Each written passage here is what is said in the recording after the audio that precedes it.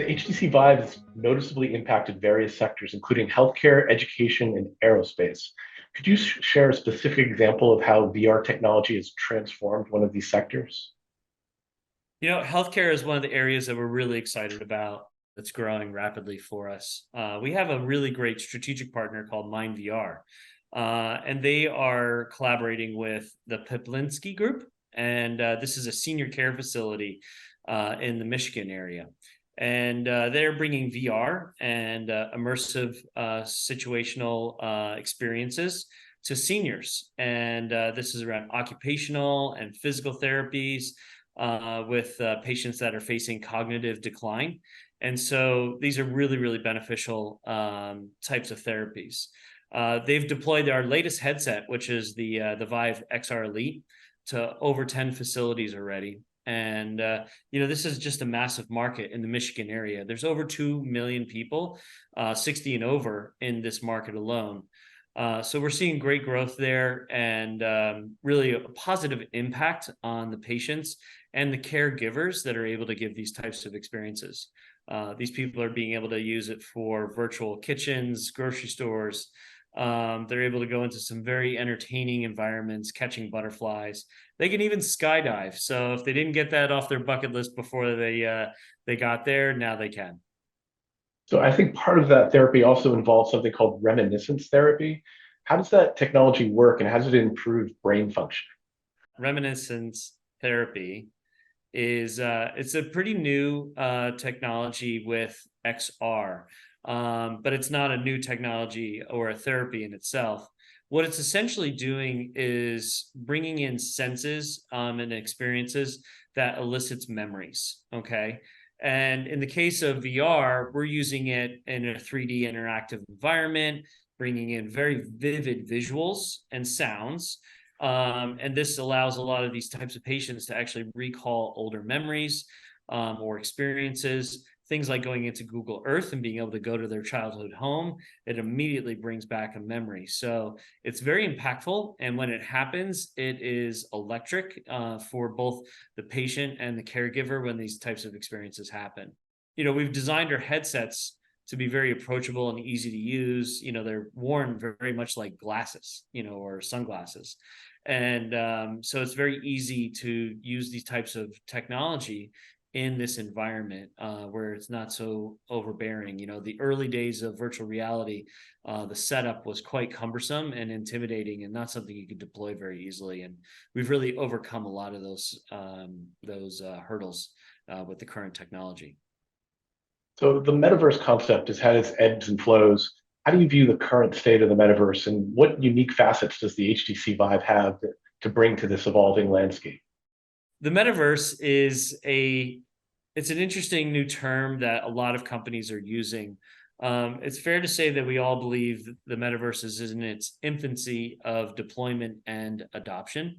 It is essentially a newer platform where you can actually interact with other people, both in the consumer world, virtually as an avatar or as a first person interaction, or you can actually use it in a virtual work environment. And so here you can actually go into things like virtual meetings or virtual collaborations or product reviews.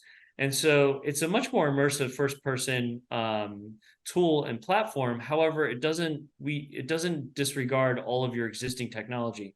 You'll still be able to use things like your computer, your smartphones, your tablets, your existing platform of digital first or digital interactive products and services.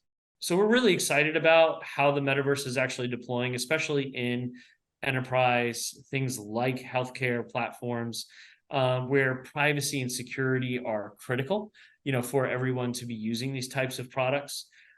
We've actually designed the ViveVerse business platform, which actually addresses a lot of the security and needs and privacy needs for corporate or healthcare use cases. In a lot of ways, the metaverse is sort of growing out of a lot of foundational gaming technologies. Could you provide more insight into HTC Vive's collaboration with Valve and how it's contributed to your overall VR ecosystem? Valve and the early days of virtual reality was pretty critical.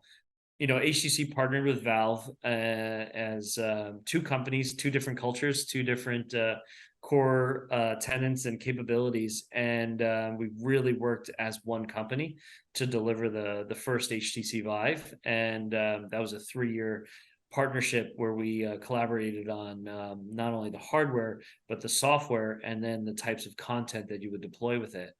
In the early days of the Vive business, the only people that really knew how to create content in 3D immersive environments were gamers and game developers, whether they were indie developers or AAA, game developers. And so we really embraced that ecosystem of developers to actually create a lot of the initial experiences for consumers. However, since 2015, 2016, the HTC Vive has been deploying headsets to enterprise businesses and professional use case applications. This has always been part of our brand and part of our brand strategy, really to actually help humanity. So while we had gaming in the initial days with Valve, this was really their core competency with Steam and Steam Gaming, was to deploy it for gaming and for gamers and gaming consumption. Whereas HTC, a lot of what we were really targeting and what we were working on was those professional use cases. So it was a very symbiotic partnership where we were able to leverage each other and our core capabilities of hardware and software, and then game development, content creation. And then that's what really brought around, the initial HTC Vive. So it was really a wonderful partnership that we're very proud of. And to this day, we still partner on several projects. The research shows that using VR can really improve learning retention and help people acquire skills faster. How does that early research inform HTC Vive's future strategies? Since the early days of the Vive business, we've really thought about what are the ways that we can actually benefit people with this technology, as opposed to just having another product fighting for your time and energy, in the living room or in your hand. We really wanted to look at the different ways that we could bring value to learning environments, healthcare environments. This is a really important thing for our brand, and important thing for, why we exist as a company. What we found in a survey with over 400 healthcare workers was that 91% of healthcare professionals agree that extended reality or virtual reality or immersive tools enhances the educational plans and empowers training coordinators to be more effective. These are significant numbers. 86% of healthcare professionals said that XR training programs instill confidence in trainees that they couldn't necessarily do prior. 81% said that XR training gives their organization a competitive edge in attracting top-tier talent. So these are all really impressive stats. But when it really comes down to it, when you're really deploying this technology, what is the impact of doing it? Well, looking at Miami Children's Health System, they found students who trained using virtual reality were able to retain nearly 80% of what they learned when tested after 1 year. So thinking about how you bring in information, there's the initial retention, then there's the recall, then there's the application, and then application diminishes over time. But what we're finding with these types of learners in this type of environment, 80% of them are remembering what they learned over a year later. The Yale University School of Medicine, they found that surgeons that were VR trained were 29% faster and made 6 times fewer errors. This equates to better outcomes for patients and better outcomes for doctors and their, the financial liability of being a healthcare worker. So I think all of it really just benefits. We get better trained healthcare professionals. We get better outcomes for patients. So you mentioned privacy earlier, and obviously privacy is a crucial aspect of VR technology. Can you talk a little bit about how HTC Vive ensures user privacy, especially compared to some of your competitors? By policy and our the tenants of the HTC Vive business, we champion the principles of data minimization and privacy by design. Just to give you an example, we use external cameras on the headset to actually track the external environment. Those cameras are encrypted, so no platform, no application vendor can actually access that information. So we actually design privacy and security into not only the software, but into the actual physical hardware. Protecting end users and protecting companies and their privacy and their customers' privacy is critical to us. We also have some of the best compliance and certifications, things like TAA compliance, which is essential to policy and privacy-centric customers, especially if you're working in areas of defense. So, also we don't have a business model to collect end user data and then monetize that data. So there's really not a need for us to collect anybody's privacy or their data. So the convergence of humanity, technology, and imagination is mentioned as one of HTC's core tenets. Can you provide some insight into how these principles guide HTC Vive's approach to innovation and business? It's critical. When we were thinking about the Vive brand and we were thinking about why does it exist and what does it mean, that is what our triangle and our brand stands for, is technology, imagination, and humanity.